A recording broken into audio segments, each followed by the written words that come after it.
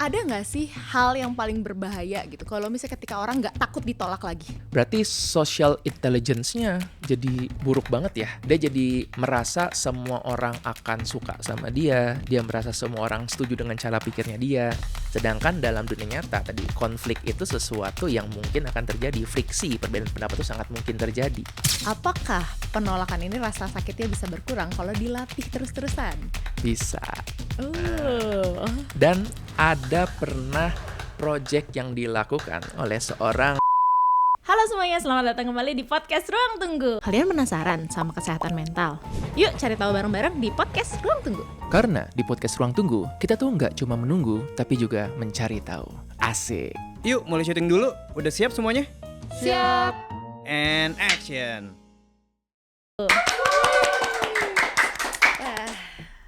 Hari ini kita dari kemarin tuh kan episodenya Limerence tuh.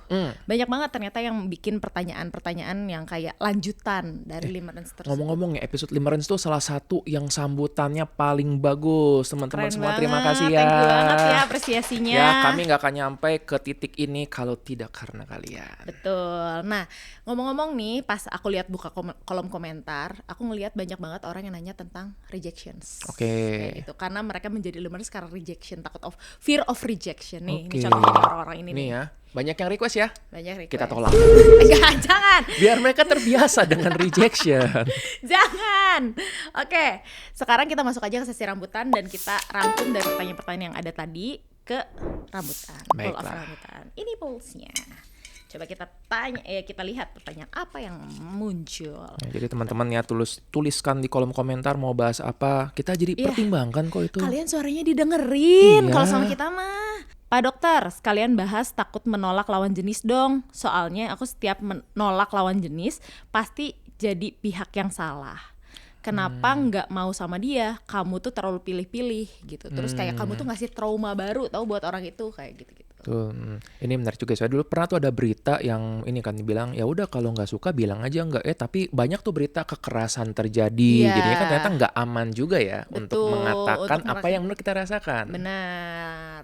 Terus ada lagi nih pertanyaan kedua. Kalau yang ini, yang tadi itu dari kolom komen, yang ini dari Bitly, dari yang link. Jadi kalau kalian malu nih takut ketahuan gebetan komen di podcast Ruang Tunggu karena gebetan lu juga nonton podcast ini, jadi boleh nanya juga di link yang ada di description box yang ada di bawah ya. Ini yang dari link. Pada penolakan yang terus terjadi secara berulang dalam hal pekerjaan, pendidikan, ajakan sehari-hari, dan lain-lain, apa dampak yang paling ringan dan yang paling buruknya? Oke. Gitu. Apa sih yang bakal terjadi ke orang yang terus-terusan ditolak gitu. Jika ia sudah sampai tahap hopeless dan tidak percaya lagi sama orang lain, terus kayak ngerasa kayak bisa nih gue sendiri aja deh, kalau kayak gitu nggak usah ngandelin orang lain, merasa nggak berguna, kapan sih yang waktu yang tepat untuk nyari professional help Oke. gitu. Dan tahap mana ini yang oke, tahap mana yang sebenarnya ini udah harus nyari professional help gitu. Oke. Oke, good. Oke, kita bahas dulu tentang penolakan deh. Secara umum apa sih yang terjadi di otak kalau misalnya kita ditolak Oke. atau melakukan penolakan? Ditolak ya. Ditolak itu pasti menyakitkan dong. Nggak mungkin nggak. Kita Betul. kalau misalnya ngebahas itu dari pola, dari pattern kan. Bayangin deh kalau misalnya kita adalah manusia purba yang kita hidup dalam kelompok. Pada saat itu nasib hidup kita, nyawa kita tuh ditentukan oleh kelompok. Betul. Apabila kelompok itu menolak kita, misalnya dianggapnya ini Andreas makannya banyak nih, terus aku dibuang dari kelompok, itu bisa memastikan bahwa aku nggak bakal bertahan hidup. Benar. Nah, kadang ya insting ini yang terus terbawa sampai sekarang di situasi di mana sekarang sebenarnya ini bisa dibilang kita cukup aman. Kita hidup tanpa orang lain pun bisa-bisa aja. Tetapi perasaannya itu, perasaan tertolak, perasaan sakit, ancaman itu yang masih tetap ada. Benar. Nah, inilah yang membuat sekarang orang-orang tuh masih merasakan takut ketika dia sendirian, takut ketika ditolak, takut ketika dia tidak tergabung dalam kelompok. Nah, kalau ngeliat dari sudut pandang survival, artinya bagus dong. Kita akan berusaha untuk refleksi. Kenapa ya aku ditolak ya? Mungkin ada yang perlu diperbaiki, mungkin ada lingkungan yang lebih cocok buatku. Nah, tapi nggak banyak yang akhirnya sampai ke titik itu. Kebanyakan hanya menyalahkan diri sendiri dan terus-terusan ya nih memang aku yang salah, memang aku yang pantas ditolak. Itu yang jadi bahayanya. Kenapa sih penolakan tuh emosinya tuh begitu kuat gitu? Ketika kita ditolak tuh kita ngerasanya tuh ya kemana-mana kayak tadi overthinking keluar, terus kita ngerasanya tuh sedih yang berkelanjutan gitu. Dan bahkan ya nggak sedikit kasus yang karena ditolak malah jadi berujung kekerasan. Wah, ini menarik nih. Kalau kita ngomong ditolak ya, sebenarnya kan secara fisik tidak ada dampaknya bagi kita, kecuali kita ditolak beneran didorong gitu kan. Nah, tapi kebanyakan kan kayak didiamin, dicuekin, itu berasa ya tetap ya. Iya, Sakitnya tetep tuh di berasa, sini iya. gitu, di dalam hatiku gitu kan. Tua banget nih referensinya. Nah, tapi research yang menunjukkan bahwa memang ketika seorang mengalami penolakan, ya ada namanya itu social pain, ada rasa sakit sosial, yang kebetulan area yang aktif ini di otak mirip-mirip dengan pada rasa sakit fisik. Nggak sama persis, tapi memang ada mirip polanya. Jadi artinya ketika orang jatuh dan kakinya mungkin lecet, itu ada area di otak yang mendeteksi rasa sakit. Ternyata ditolak pun itu ada area di otak yang rasa sakitnya ini jadi aktif juga. Makanya kadang berasa tuh kayak nyata. Ini eksperimen teman-teman bisa langsung nyoba di rumah ya. Coba deh kalian search di Google, namanya tuh cyberball. Cyberball. Okay. Cyberball. Nah, jadi ini penelitian awal yang sampai sekarang tuh masih ada research-nya dan ini bisa untuk kita langsung aplikasikan. Bisa tuh nanti ya, teman-teman coba dan rasakan deh. Dalam cyberball ini, penelitian itu simple. Jadi dia membuat sebuah game yang sangat simple di mana katanya di game tersebut kamu akan dipertemukan dengan dua orang lain. Jadi ada aku, ada orang satu dan ada orang dua. Dalam game itu simple, kita cuma disuruh untuk oper-operan bola doang. Dan yang oper-operan tuh kayak gambarnya itu. Nah, kita disuruh membayangkan ketika ngoper tuh kita beneran membayangkan ada orang itu, kita kayak ngoper ke kiri, ngoper ke kanan gitu kan. Desain dari penelitian tersebut tuh unik. Setelah kita oper-operan berapa kali, maka sistemnya itu akan membuat bahwa dua orang ini nggak akan ngoper ke kita lagi. Jadi awalnya kita oper kiri, kanan, ntar lama-lama setelah beberapa kali, loh kok mereka oper-operan berdua, aku dicuekin. Nah, pada saat itu sekalian dilakukan pemeriksaan tentang bagaimana yang terjadi di otaknya. Ternyata orang yang tadi mengalami dicuekin seperti itu, bagian otaknya itu dorsal anterior cingulate cortex-nya aktif. Di mana itu adalah bagian otak yang memang mendeteksi rasa sakit. Oke. Dari situlah muncul bahwa ketika kita dicuekin dalam situasi sosial dan kita merasa ini dicuekinnya secara sengaja, itu langsung rasa sakit di otak tuh aktif banget. Oke. Beda kalau misalnya kita lagi ngumpul, terus ada dua orang ngobrol yang kita emang gak kenal, terus dia ngobrol berdua, itu gak aktif tuh bagian tersebut. Tapi kalau kita merasa tergabung dalam kelompok, tiba-tiba dicuekin, itu rasa sakitnya di otak tuh nyata. Oke. Jadi itu tuh bisa bentuknya tuh gestur gitu ya. Bisa, Bukan bisa bahkan banget. nggak ada kata-kata gua nggak mau main sama lu gitu. Lu tuh Exactly. nggak diajak gitu. Stiker, tahu nggak stiker Lu tuh? itu nggak Lu diajak. nggak diajak. Kalau misalnya anak-anak SD kan kadang ada ya, nggak ngajak dia main, itu kan jelas tuh terang-terangan. Iya. Kalau ini justru tadi nggak pernah ada yang ngomong, tapi ya dia merasa, wah aku kayak nggak diterima di sini. Oke, Rasa oke, sakit oke. itu tuh real. Real. Oke, ini tuh jadi ngingetin aku sama kalau misalnya nih kita lagi ada grup chat gitu.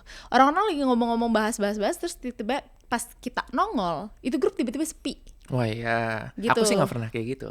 Wah, masa sih? Kayak ya grup kamu kan di sini Nago sama Jimmy doang. Terus ada lagi nih yang kalau misalnya lagi di grup itu kan tadi grup chat. Ada yang lebih mungkin terlihat lagi dan terasa lagi adalah ketika ngumpul sama teman-teman. Giliran kamu ngomong, mereka kayak nggak dengerin. Ya, Kayak gitu, kayak nyuekin gitu. Walaupun sebenarnya niatnya nggak menolak kehadiran Yes. kamu, tapi kita ngerasa sangat-sangat tertolak. Dan ngomong-ngomong soal itu gitu, apakah semua orang emang ngerasa seperti itu? Kayak semuanya centernya di dia, atau kayak itu cuma perasaan dia aja gitu? Atau Oke. itu tuh sebenarnya nggak kayak gitu kok Oke, sebenarnya gitu. ini lebay atau enggak sih? Iya, ngerasa lebay gitu? atau nggak sih gitu, ngerasa gitu. Oke, ada satu teori namanya itu adalah sosiometer. Oke, sosiometer teori itu mengatakan bahwa kita sebagai manusia kita tuh punya semacam kayak termometer ya, tapi bukan buat ngukur suhu melainkan untuk ngukur secara sosial kita diterima atau enggak. Oke, jadi sosiometer teori ini mengatakan kita tuh ngecek dari perasaan kita, ngecek dari rasa percaya diri kita. Contohnya tadi, kalau misalnya kita dalam sebuah ruangan, terus kita ngobrol, orang-orang pada ketawa, sosiometer kita bakal aktif naik dan merasa, wah aku diterima di sini. Oh, aku Ya kan? jadi inget apa sih acara masquerade, tau nggak sih yang kayak ngikutin bentuk-bentuk sesuatu terus Iya. ternyata ada tepuk tangan. Kalau Iya. tepuk tangannya makin banyak, makin tinggi. Betul. Jadi itu kan dia merasa aku diterima di sini. Iya, iya. Nah, sebaliknya ketika tadi misalnya kita ngomong terus misalnya kok pada diem gitu kan. Nah, sosiometer kita akan turun dan akan ngerasa aku nggak diterima di sini. Nah, dan yang sebaiknya kita tuh sebagai manusia tuh memiliki sosiometer tersebut. Sayangnya sosiometer ini sangat dipengaruhi juga dari gimana kita dibesarkan, gimana kita mungkin dikelilingi orang-orang. Ada orang-orang yang sosiometernya mungkin rusak. Oh, Rusaknya gimana? Sebenarnya banyak yang nggak setuju atau nggak suka sama dia. Iya. Tetapi dia akan merasa sosiometer tuh selalu tinggi, aku diterima oleh orang-orang. Ini pengalamannya. Aku waktu itu pernah jadi pembicara di satu perusahaan dan itu bukan buat bahas buku. Jadi aku diundang pembicara, jadi yang datang ke situ adalah karyawan dan belum tentu semuanya mengenalku. Itu acara, muka gue dipajang gede banget. Di belakang tuh kayak selamat datang Dr. Andreskuna SPKJ. Bukannya seneng, aku malah insecure. Ya. Karena aku ngerasa ini kegedean banget. Dibilang nggak apa-apa, emang biasa seperti gini. Enggak, karena gini, nggak semua di situ tuh kenal denganku dan nggak semuanya suka denganku. Ya. Kalau sosiometerku bekerja dengan baik, aku kan merasa belum tentu semua orang di sini suka denganku. Benar. Bayangkan kalau orang sosiometernya rusak, bisa jadi dia akan senang tuh kalau misalnya fotonya dipajang gitu kan, gede-gede banget. sambil terjun payung gitu. gitu misalnya gitu kan. Padahal yang ulang tahun podcast Ruang Tunggu, tapi yang dipajang adalah foto aku Sendiri gitu. kan Ya. host podcast Ruang Tunggu. Itu kan sosiometernya rusak berarti gitu ya. Tapi itu juga bisa terjadi karena orang di sekelilingnya mungkin memberikan data yang salah. Oke. Ingat, sosiometer kan berdasarkan kita ngecek orang suka denganku atau orang nggak suka denganku. Nah, gimana kalau ternyata lingkungannya terus-terusan ngefeeding, ini nih podcast Ruang Tunggu tuh orangnya suka kalau ngeliat kamu terus-terusan, kalau kamu ngomong nggak berhenti-berhenti 1 jam 55 menit, orang-orang tuh senang. Tanpa sadar tadi, sosial meterku jadi rusak. Lu jangan ngomong 1 jam 55 menit dong. Nanti ada yang request lagi. Tolong dong durasinya 1 jam 55 menit. Gua yang keder. Ya, itu tentang sosiometer tadi ya. Nah, ada orang sebaliknya yang sosiometer ini mungkin sangat sensitif. Nah, tadi itu iya. yang dia baru sebentar didiemin langsung tinggi banget, langsung alarmnya bunyi. Iya. Wah, ini orang-orang gak suka denganku. Tanpa perlu ditepis tangannya ya. Yes, enggak usah. Ya. Jadi tadi ada orang yang sangat gampang untuk percaya diri, ada orang yang sangat gampang untuk dia jadi crash down begitu. Ini tuh berpengaruh gak sih? Kayak apakah semua orang tuh sensitif emang sama penolakan atau cuma sebagian orang aja yang sensitif sama Oke. penolakan? Semua orang akan bisa mendeteksi penolakan. Sensitivitasnya yang berbeda-beda. Oke? Sama seperti tiap orang tuh bisa ngedeteksi kalau ada yang lagi sarkas, tapi ada yang mungkin tajam banget jadi kayak dia sarkastik. Ada yang, aku malah nggak ngerasa. Gitu kan? Iya. Ada kondisi yang namanya itu adalah rejection sensitivity. Iya. Oke. Nah, ini tuh bukan diagnosis ya, ini cuma suatu konsep bahwa ada orang-orang tertentu yang sangat sensitif Sama dengan penolakan. Nah, bedanya apa sih dengan orang-orang yang normal? Pada orang, mungkin nggak bilang normal juga ya, pada orang pada umumnya yang tidak mengalami rejection sensitivity ini, dia akan mengalami dulu, baru alarmnya bunyi. Oke. Masuk ke ruangan, abis itu ada suatu terjadi, baru dia refleksi, kayaknya aku nggak diterima di sini deh, kayaknya aku ditolak deh. Itu yang normalnya wajar seperti itu. Pada rejection sensitivity, dia tuh ada satu pattern mengikuti 3, yaitu expect, detect, react. Oke. Artinya apa? Bahkan sebelum mulai pun dia sudah expect. Oke. Aku kayaknya bakal ditolak deh. Kayaknya masuk sini aku tuh nggak menyenangkan deh. Aku kayaknya nggak diterima di sini. Jadi tanpa sadar dia sudah expect sesuatu bakal terjadi. Yang kedua, dia bakal detect. Jadinya tanpa sadar dia akan ngambil. Nyarikan. Iya. Jadi, nah kan ini nih pas dia tadi ngebalikin muka, itu tuh aku nggak diterima tuh. Ini posisi kakinya nih nggak menghadap ke aku nih, arti ditolak nih. Itu dikumpulkan semua. Baru yang ketiga adalah dia kumpul semua jadi react dan dia biasa jadi menyalahkan diri sendiri. Tuh kan aku nggak diterima. Nah, problemnya ada tadi, belum tentu orang-orang berpikir seperti itu. Tapi pada orang yang mengalami rejection sensitivity, dia seolah pengen membuktikan aku pasti ditolak. Oke. Rasa takut ditolak ini yang sangat besar nih. Misalnya tadi orang yang fear of rejections itu, apakah berkaitan dengan inner child atau childhood trauma? Itu berkaitan nggak sih? Hampir pasti ya berkaitan. Apabila seorang anak itu dari kecil dia terbiasa untuk menyuarakan sesuatu, untuk bereksperimen dan gak disalahkan, egonya tuh jadi makin kuat. Oke, jadi dia merasa bahwa aku punya pilihan, aku punya suaraku sendiri. Tapi bayangin kalau dari kecil dia biasa sering untuk disalahkan, ditolak, dan kamu jangan kayak gitu, nanti orang-orang gak mau temenan sama kamu. Yang perempuan misalnya, kalau kamu gitu nanti gak ada cowok yang mau sama kamu. Iya, Semakin ditanamkan kayak gitu, lama-lama dia akan jadi ngerasa, oh ya dunia itu isinya tuh penolakan semua ya. Benar. Dan nanti dampaknya adalah ketika sudah dewasa, orang tuanya berhenti ngomong begitu, dia yang masih ngomong sendiri terus-terusan ke dirinya. Bisa nggak sih penolakan itu jadi sesuatu yang traumatis gitu loh buat seseorang? Bisa. Penolakan itu kan sebenarnya luka ya, menimbulkan trauma pada psikisnya. Dan seperti semua luka, ada luka yang kecil, ada luka yang besar. Kalau cuma luka kecil-kecilan kayak misalnya lagi main gitu dalam kelompok, dia mau gabung kelompok ini, enggak ini udah penuh, kamu di kelompok sana aja. Itu mungkin luka kecil. Tapi penolakan yang lebih besar lagi yang menyangkut dengan identitinya. Ya misalnya menyatakan cinta ditolak, itu bisa. Seperti itu kan. Mendaftar ke satu kelompok tertentu terus ditolak, itu juga bisa.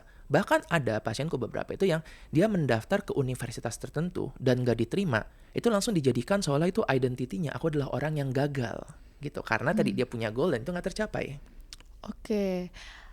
Gimana cara kita tahu kalau misalnya ketika kita ditolak nih, terus kita tuh nggak punya fear of rejection, bukan nggak punya sih, kayak nggak sesensitif itu sama fear of rejection. Coping yang kayak gimana sih yang sehat sebenarnya? Oke. Dan yang mana yang sebenarnya mengkhawatirkan? Oke, nah kalau misalnya mengalami penolakan, ya kan kita nggak bisa kendalikan ya. Iya betul. Yang bisa kita kendalikan adalah setelah itu kita refleksikan penolakan tersebut. Misalnya mulai dari apa artinya penolakan itu buatku? Apa pintu yang tertutup dengan penolakan itu? Apa pintu lain yang terbuka? Betul. Lalu kita juga refleksi, aku ditolak ini gara-gara memang aku atau memang aku tidak masuk dalam kelompok tersebut. Sebagai contoh misalnya ya, kalau misalnya aku masuk ke toilet perempuan dan ditolak, diusir, itu ya bukan salahku, memang karena aku nggak bisa berada di situ. Betul. Gitu kan. Jadi kita perlu bedakan yang mana yang karena kita, yang mana yang kita nggak sesuai di situ. Nah sayangnya nih banyak sekali orang-orang yang mungkin ya tanpa sadar tuh dia memaksakan aku harusnya bisa masuk ke semua kelompok. Itu yang jadi problemnya. Jadi refleksi dirinya tuh kurang. Oke. Gitu. Yang kusarankan kepada pasien biasanya adalah kalaupun memang kamu tadi mengalami penolakan, mengalami rasa sakit itu, coba direfleksikan, dituliskan, dan pertanyaan pentingnya pasti setelah ini apa perubahan yang bisa dilakukan. Oke. Nah seringkali terjadi overgeneralization. Bila terjadi satu penolakan, dia akan menganggap semua akan menolak aku. Betul. Bayangin tadi aku masuk toilet perempuan terus diusir, terus aku menganggap aku nggak boleh masuk toilet manapun. That is a problem, gitu. Eits, sebelum lanjut, aku mau kasih kabar dulu nih. Kabar apa tuh? Aku udah nulis buku ketiga loh. Oh, yang judulnya susah itu ya. Apa-apa? Seorang anak yang bersembunyi di balik topeng superhero. Betul banget. Nih bukunya. Dan yang spesial, sekarang juga ada merchandise resminya loh. Wah, keren banget. Jadi para penunggu sekarang bisa beli bukunya juga merch-nya. Bukunya sudah tersedia di toko buku Gramedia di seluruh Indonesia dan juga di e-commerce. Kalau merchandise-nya, kamu bisa dapetin di sini nih. Asik banget sih ini. Jadi abis nonton podcast Ruang Tunggu langsung cabut ke Gramedia untuk check out bukunya dan juga merch-nya. Ups. Betul, jangan sampai kehabisan ya. Sekarang, yuk kita lanjut ke episodenya. Oke, kalau gitu kita masuk ke bagian romantis deh. Hmm. Karena kan sebenarnya penolakan itu ada di mana-mana kan. Yes. Masalah pendidikan tadi kayak masuk sekolah favorit ditolak, ataupun kayak masalah ngumpulin tugasnya harus direvisi gitu. Ataupun kayak gitu. Tapi kan banyak juga yang takut jadi hopeless romantic atau kayak yang merasakan limerence tadi karena takut ditolak gitu. Sebenarnya ketika kita ditolak oleh orang yang kita udah PDKT lama nih, itu justru kita tuh ngerasa apa sih yang hilang gitu, apakah itu sama dengan penolakan yang terjadi kalau misalnya kita ditolak kerja ataupun ditolak ditolak di pendidikan masuk universitas tertentu, atau ini sebenarnya sisi berbeda dari penolakan yang kita rasakan. Oke. Penolakan tentang cinta ya, itu akan lebih menyakitkan ketika orang itu menaruh harga dirinya di orang yang disukain ini. Artinya aku akan seseorang yang cantik, aku orang yang pinter, aku orang yang diinginkan kalau orang ini mau sama aku. Oke, jadi artinya itu jadi istilahnya itu semacam proxy. Harga diri dia ditentukan oleh orang lain yang menilai dia. Nah, yang gawat adalah kalau dia naruh semua harga dirinya hanya di satu orang ini. Teman-teman yang mungkin merayakan dia, di tempat kerja dia diakui bagus, tapi dia naruh semuanya, aku tuh harga diriku sebagai manusia tergantung interaksiku dengan orang ini. Sayangnya tadi, kalau aku tidak diterima oleh seseorang, belum tentu loh itu karena aku. Aku ada menemukan quote gini, kamu bisa menjadi warna biru yang paling indah, tapi bisa jadi warna favorit dia merah. Oh, iya lagi. Jadi mau kamu biru gimana pun, itu gak bisa dikendalikan tentang Bener. itu. Nah itu yang kadang-kadang sulit untuk orang-orang tuh menerima fakta bahwa nggak semua hal di dunia itu harus bergerak sesuai dengan bayangannya dia. Ya, benar-benar. Kita bisa punya ekspektasi, tapi ya balik lagi ke diri kita gitu. Betul. Karena kan yang bisa dikendalikan tuh apa yang ada di dalam diri kita dan pikiran kita, bukan apa yang direaksi orang lain. Yes. Punya ekspektasi bagus, lebih bagus kalau punya sadar diri. Oh, that's good. Misalnya nih, ada juga kasus kayak gini. hubungan romantis terus tiba-tiba udah diterima nih sama orangnya, tapi kita masih ngerasa kok kayaknya kita nggak suits ya sama dia gitu. Kita ngerasa dia kok masih ada kayak mikro menolak dari Oke. mikro rejections dari kita gitu. Kayak diterima tapi nggak sepenuhnya gitu loh kayak diterimanya itu. Yang bikin kita jadinya malah takut untuk menunjukkan diri kita yang sebenarnya itu Yes. seperti apa gitu. Oke. Kayak takut dijudge, takut di apa, padahal cintanya diterima. Tapi kita malah jadi nggak bisa jadi diri kita sendiri karena kita memegang ekspektasi yang cukup besar. Nah itu Yes. tuh kenapa sih? Itu kembali ke belief-nya dia tadi. Dia punya kepercayaan aku ini sebenarnya nggak diinginkan. Tadi kan kita bahas ya mengenai si benar, rejection benar. sensitivity itu. Benar. Expect, detect, react. Dan dari awal udah expect, enggak nih sebenarnya dia cuma kasihan aja sama aku nih. Terus suatu Iya, saat aku bakal iya. ditinggalin. Udah expect. Dari situ detect, mulai dia mencari. Aku message, tuh kan dia balesnya Ih, ini dry kok text. dry. Ya dry text nih. Hahanya hanya cuma ha.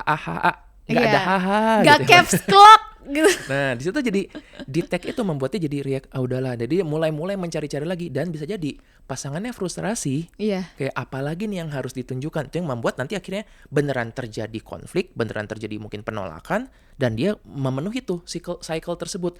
Tuh, bener kan? Emang aku nggak diinginkan. Ini buktinya. Tanpa sadar, dia juga memiliki peran dalam membuat pasangannya menjadi menolak dia. Betul.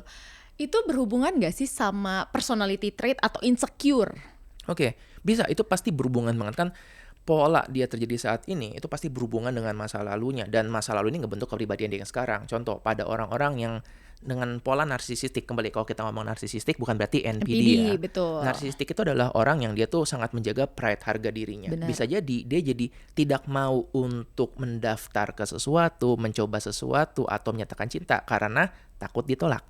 Ditolak itu akan membuktikan, tuh kamu nggak sebaik yang kamu kira. Jadi dengan dia, ups mendingan aku nyimpan saja, aku tidak ngomongin ini, penolakan itu nggak terjadi.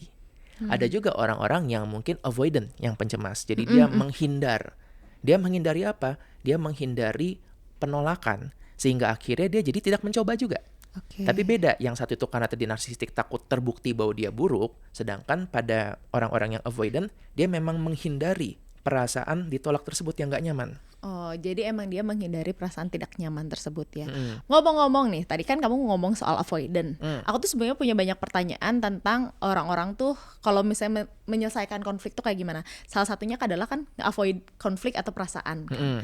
Nah, gimana kalau abis ini part 2-nya kita bahas tentang psychology of conflict. Boleh, bisa. Dan gimana? Karena kadang-kadang nih penolakan juga berkaitan banget sama yang namanya konflik.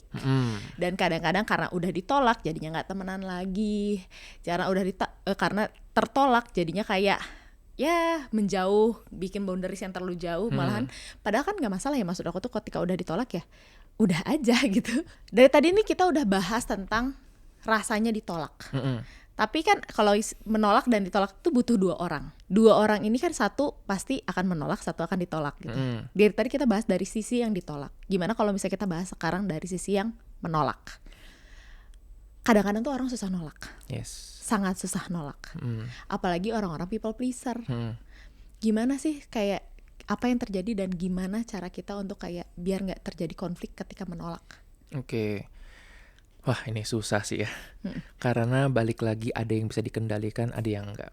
Benar. Kita bisa mengendalikan kata-kata, kita udah bisa menyusun kata-kata yang paling lembut, yang paling gak menyakitkan, tetap saja orang itu bisa breakdown mendengarkan Oke. itu. Tapi aku akan mengatakan bahwa kita nggak bertanggung jawab atas perasaan orang lain.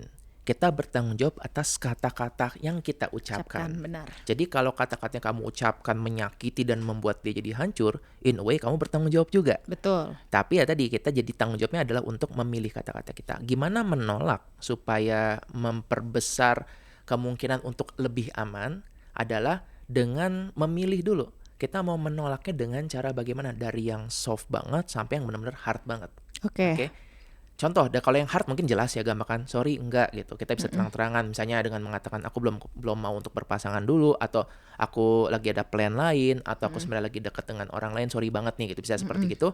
Atau kalau mau yang soft banget adalah dengan membuat micro boundaries. Oke, dengan kita membalasnya lebih lama, dengan nggak merespon ketika orang ini mungkin balasnya agak flirty atau agak-agak ngegoda, kita bikin balas dengan formal lagi. atau bahkan dengan nggak membalas. No response is Is a a response. response. Gitu Betul. kan? Nah, yang sebaiknya nggak dilakukan adalah membalas secara agresif. Oke. Ya, nah dan kadang-kadang ini yang terjadi nih, yang jadi kemarahan itu karena seseorang itu mungkin terlalu jujur ya, bukan terlalu jujur sih, nggak difilter. Oke. Jadi ketika ini dia langsung ngomong, ih enggak, males gitu. Nah itu yang membuat orang menjadi yang dengar tuh jadi kaget. Karena kan Iya. gimana juga dia membawakan hal yang positif, dia membawakan Benar. cinta. Tapi malah diberikan yang negatif. Itu yang kadang-kadang terjadi kesalahpahaman itu. Jadi tetaplah secara respectful. Dan kita ingat gini, bahwa kita memang nggak bertanggung jawab dengan perasaan orang lain, tapi kita bertanggung jawab dengan kata-kata kita. Aku mau nambahin, kita juga bertanggung jawab sama perilaku kita. Perilaku, yes. Gini, ketika orang suka sama kita, mungkin karena dia menganggap kita baik ya, karena kita ramah ataupun apa, ya ada poin-poin tertentu lah di orang ini yang masuk gitu ke cintanya kita. Tapi kalau perilaku kita menyambut, tapi kata-kata kita menolak, itu juga jadi masalah nggak sih? Gitu. Jadi mix signal juga gitu. Jadi menurut aku kalau misalnya kita udah ada feeling nih, kayaknya orang ini suka nih sama aku, kita boleh tuh bikin micro boundaries dari saat itu gitu. Yes. Jadi ketika terjadi pun ya penolakannya lebih mudah gitu. Dan kalau nggak salah dulu kita pernah ya bahas episodenya kan yang mengenai tentang friendzone gitu kan. Nah, Nah, betul. itu di beberapa situasi itu akan lebih respectful ketika kita mengatakan terang-terangan, I just see you as a friend. Iya. Kalau sebagai teman kita bisa lanjut, tapi untuk romantic relationship sepertinya nggak bisa. Tetap lo bisa disampaikan dengan respectful. Benar gitu. Jadi jangan sampai nih perilakunya menyambut tapi kata-katanya malah menolak gitu. Dan Betul. menolaknya sangat-sangat besar gitu yang bikin orang sakit hati gitu. Salah satu latihan yang sering kusarankan ya kepada orang-orang adalah bayangin besok chat kamu bakal viral. Ya lagi. Itu melatih kita buat mindful banget. Jadi ketika misalnya kita mau untuk ini kan balas, kita akan mikir, bayangin kok ini besok viral, masuk di Instagram, di thread, di X gitu kan. Nah, jadi kita akan memilih kata-kata kita supaya kalaupun nanti orang baca, iya kok ini sudah respectful, begitu. Iya. Orang juga jadinya bisa lebih menilai ya. Kita balik lagi ke penolakan gitu ya. Kenapa sih perasaan ditolak ini bisa bikin orang tuh jadi kayak takut beropini? Oke, Padahal kayak ya pingin ngomong ataupun jadi dia lebih memilih diam gitu. Oke. Dan kalaupun nanti ya aku juga udah mikirin itu sih. Lah kenapa gak diomongin gitu. Ini sering sih. Takut ditolak gitu. Ya, dalam ini cognitive behavioral therapy ada dua hal yang aku kepikiran dari sini. Pertama adalah namanya fortune telling, kedua mind reading. Nah, fortune telling itu adalah ketika seseorang kayak ngeramal masa depan. Jadi orang-orang ini seolah udah ngeramal, udahlah kalau ngomong gini pasti ditolak, pasti dianggapnya ini pendapatnya aneh. Mind reading adalah seolah-olah dia kayak bisa baca pikiran orang lain. Benar. Pas lagi tadi ngobrol, ini kayaknya dia nggak suka deh sama aku. Nah, problem dari fortune telling dan mind reading sebenarnya dirangkum dalam satu kata, yaitu sotoy. Ya kan kayak dia ngerasa sih paling tahu gitu. Benar. Nah, tapi tadi lagi-lagi untuk membuat dia aman, lebih baik aku anggap saja aku bakal ditolak dan dia diam. Benar. Nah, memperburuknya adalah begini, itu jadi semacam namanya itu negative reinforcement. Benar. Dengan dia diam, dengan dia nggak ngelawan, maka situasinya jadi aman. Benar nih aku nggak mengalami penolakan, aku nggak diketawain, aku nggak diledek, itu akan memperkuat lagi. Artinya di pertemuan berikutnya ketika jadi situasi yang sama, ingat nggak kemarin? Yuk diam aja yuk. Iya. Nah itu namanya negative reinforcement tuh, berulang-ulang terus dan makin dilatihkan, lama-lama jadi default modenya dia seperti itu. Oke, ngomong-ngomong soal dilatih, apakah penolakan ini rasa sakitnya bisa berkurang kalau dilatih terus-terusan? Bisa. Dan ada pernah project yang dilakukan oleh seorang bernama Jia Jiang. Dia bukan psikolog, dia seorang entrepreneur. Jadi dia tuh mengalami ketakutan penolakan yang sangat-sangat kuat banget. Nah, teman-teman bisa cari namanya 100 Days of Rejection. Oke. Nah, si Jia Jiang ini jadi dia punya anggapan aku tuh sangat takut ditolak. Jadi gimana caranya menurut dia untuk menyembuhkan? Aku bakal ditolak terus-terusan sampai dia merasa penolakan itu udah nggak ada rasanya lagi. Dan di situ dia merancang selama 100 hari. Dia memikirkan apa yang bisa kulakukan dengan goalnya, aku pasti ditolak. Oh, oke. Contoh, dia ada di tengah jalan tiba-tiba bilang ke orang, aku mau minjem $100 dong. Aduh, random banget. Emang tujuan dia adalah supaya ditolak, bukan supaya dipenuhi. Terus dia bisa datang ke kedai toko, terus tiba-tiba bilang, Aku mau jadi penjaga buka tutup pintu di sini. Dia datang ke kedai donat terus bilang, aku mau dibuatin donat bentuknya logo Olimpik. Begitu. Nyusahin dia request dia. Betul. Dan dia udah expect-nya bahwa udahlah pasti ditolak. Lucunya malah ada yang dikabulkan. Oh wow. Di situ dia jadi, karena ekspektasinya udahlah gue pasti ditolak, gue Ini yang sengaja gitu. ngabulin people pleaser nih. Kayaknya gitu. Kalau nggak salah tuh yang donat itu dipenuhi, dikabulkan. Jadi bilang gitu, akhirnya dibikinin. Terus yang dia tuh kalau nggak salah untuk jadi buka tutup pintu gitu nyambut orang itu juga dikabulkan juga. Tapi yang minjam duit nggak dikabulkan. Di situ ternyata ketika dilakukan itu sebenarnya semacam kalau secara teori psikologinya itu exposure terapi. Oh, oke, Dia oke, dipaparkan oke. dengan penolakan dan dia membuktikan ternyata nggak kenapa-kenapa. Ternyata nggak seburuk itu, Yeah. gitu. Dan ternyata bahkan dari yang dia perkirakan udah ekspektasinya rendah, dia ditolak nih, lah kok dipenuhi. Itu membuat amigdalanya jadi agak bingung. Oke. Dan nanti berikutnya ketika dia mencoba untuk request sesuatu, malah jadinya tuh dia jadi penasaran. Yang ini gimana ya hasilnya ya? Oke. Nah ini bukan berarti ya teman-teman semuanya harus langsung tiba-tiba ke tengah jalan minjem uang 100.000 gitu. Dikira begal nanti kan. Jangan ya. Tapi coba deh, kita berarti kan bisa bereksperimen, coba deh melakukan hal, udah coba aja, worst they Iya. can say is no, Iya, gitu. betul Tapi jangan berpikir. kebablasan juga ya, kemarin kan sempat ada tuh ya yang seorang content creator Iya. message-in semua orang, ngerekamin, itu jadi Benar, masalah. Jadi itu tetap juga ya masalah. sadar diri. Oke. Ada nggak sih hal yang paling berbahaya gitu kalau misalnya ketika orang nggak takut ditolak lagi? Berarti social intelligence-nya jadi buruk banget ya. Dia jadi merasa semua orang akan suka sama dia merasa semua orang setuju dengan cara pikirnya dia. Sedangkan dalam dunia nyata tadi konflik itu sesuatu yang mungkin akan terjadi, friksi, perbedaan pendapat itu sangat mungkin terjadi. Oke. Jadi sebenarnya merasa takut ditolak itu wajar, tapi terlalu berani pun jadi masalah. Tentu ya. saja. Nanti jadinya masuk ke jalan-jalan ngelempar-lempar baju gitu kan jadinya ya. Walaupun Aduh. diklaksonin, Iya, disuruh walaupun malah udah dia ditolak ngerasa 4 aku kali loh. disambut gitu. Nih maksudnya ditolak cinta kan ya, nembak kan. Oke deh, kita langsung aja masuk ke topik semangka karena kita mau bahas gimana kalau misalnya kita mau menghadapi penolakan. Oke. Oke, masuk ke topik semangka. Sosi mengupas solusi kehidupan. Gimana biar kita tuh nggak terus-terusan menghindari perasaan takut ditolak. Oke. Satu itu semangka yang pertama. Semangka yang kedua itu tuh apa ciri-ciri kalau kita tuh punya yang tadi fear of rejections. Oke, Dan sampai tahap mana itu sudah mengganggu, lalu sampai tahap mana juga itu butuh pertolongan profesional. Baiklah ya. Step pertama, semangka pertama adalah bedakan dulu yang mana yang opini kita, yang mana yang fakta. Betul. Oke, tadi ingat jangan sotoy. Kita bisa jadi merasa kayaknya aku nggak disukai deh. Tar dulu, belum tentu loh itu kenyataan. Dalam konsepnya CBT itu ada namanya emotional reasoning. Secara gampang gini, emotional reasoning adalah karena aku merasa demikian, maka itu pasti benar. Benar. Karena aku ngerasa di sini nggak diterima, pasti mereka nggak terima aku. Nah, itu kan jadi kita bercampur antara opini kita dengan fakta. Bedakan itu dulu ya. Yang kedua adalah kita belajar mungkin untuk mengalami yang namanya micro rejection, melatih. Seperti tadi Jia Jiang itu kan dia benar-benar mencoba untuk ditolak dan yang penting membuktikan ternyata ditolak pun nggak kenapa-kenapa juga. Ya, kita belajar membedakan yang mana ditolak yang besar yang menyakitkan dan yang mana yang kecil. Nah, karena gini, setiap kali mengalami penolakan dan kita survive dari situ, sebenarnya tuh otak kita berubah jadi lebih fleksibel. Kita jadi lebih berani untuk mencoba gitu. Nah, sampai mana membutuhkan pertolongan ketika sudah ada gangguan dalam fungsi sehari-hari. Ketika kita jadi nggak bisa untuk berkembang, ketika kita nggak bisa untuk mencoba hal yang kita pengen coba dari dulu. Benar. Itulah momen mungkin butuh bantuan profesional. Oke, nah, potongan semangka ketiga, kita perlu untuk memilih rasa sakit. Rasa sakit ditolak atau rasa sakit ketidakpastian.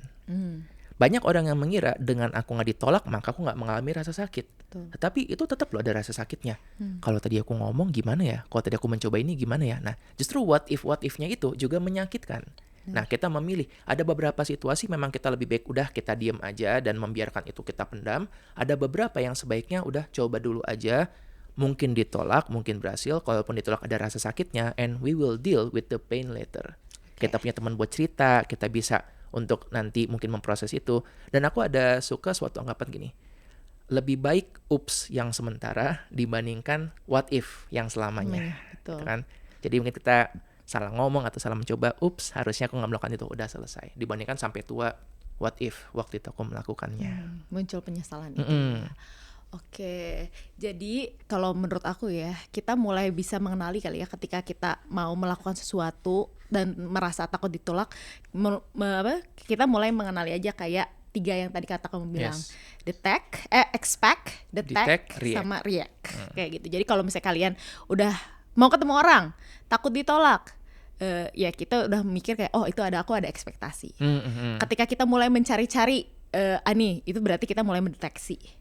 Ketika kita malah jadi reaktif sama apa yang dia lakukan dan kayak membenarkan perilaku kita, itu juga harus diwaspadai gitu ya. Jadi kalian harus mulai menyadari kalau kalian punya fear of rejections di expect, detect, and react. Yes. Oke, sekian aja kali ya podcast Ruang Tunggu hari ini. Itu yang part 1, part 2-nya kita bakal bahas tentang konflik dan gimana cara menghadapi konflik tanpa ngerasa harus menghindar gitu. Oke, kalau kayak gitu, see you di next Ruang Tunggu. Jangan lupa di-subscribe kalau kalian suka video ini. Makasih udah nonton sampai akhir. Dan kalau kalian suka sama channel ini, suka sama pembahasan ini, boleh banget nih tolong di-share dong biar ini gak jadi hidden gem terus ya. Gaya TTA aja nih yang tahu sama podcast kita gitu. Kalian jangan lupa baca buku. Dr. Andres nulis 3 buku di sini. Ada buku cuci piring, buku semangka, sama buku topeng. Oke, kalian juga bisa dengerin kita di Spotify. Oke, see you di part 2 kalau kayak gitu ya. Kalau kalian ada pertanyaan juga jangan lupa tuh ditulis di kolom komentar atau di link ada di description box yang ada di bawah. Udah sekian aja kali ya podcast Ruang Tunggu. Kalau kalian mau support kita lebih lagi nih, kita tuh jual merch nih, merch pouch. Sama yang ini nih kayak semangka, durian, lucu-lucu banget, gemes-gemes banget. Kita juga jual stiker sama annotation notes. Jadi kalau kalian mau beli, kalian bisa klik aja link yang ada di bawah. Oke, karena di setiap perhentian pasti ada Ceritanya. Oke, selamat menunggu Ruang Tunggu teman-teman.